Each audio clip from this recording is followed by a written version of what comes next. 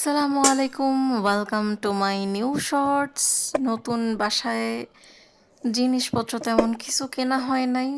আসার পরে ছোট্ট একটা ভাতের পাতিল, ছোট্ট একটা কড়াই আর ছোট্ট একটা ঢাকনা কিনে নিয়ে আসছি ভাতের পাতিলের সাইজ মতো।